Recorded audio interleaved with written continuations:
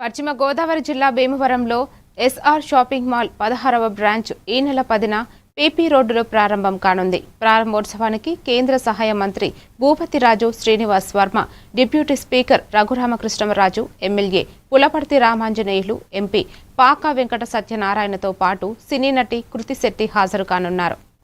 ప్రారంభోత్సవంలో సందర్భంగా అన్ని విభాగాల్లో ప్రత్యేక ఆఫర్లను అందుబాటులో ఉంచినట్లు సంస్థ డైరెక్టర్ ప్రసాద్ రెడ్డి తెలిపారు. ఏపీ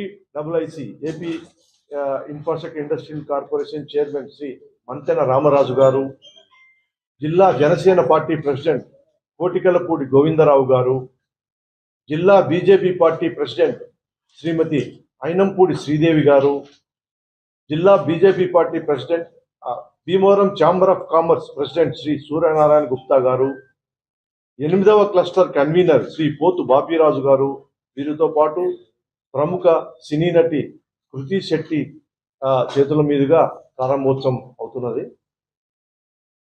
మా ఎస్ఆర్ షాపింగ్ మాల్ మేము మా జర్నీని మొదలుపెట్టింది గాజువాకలో.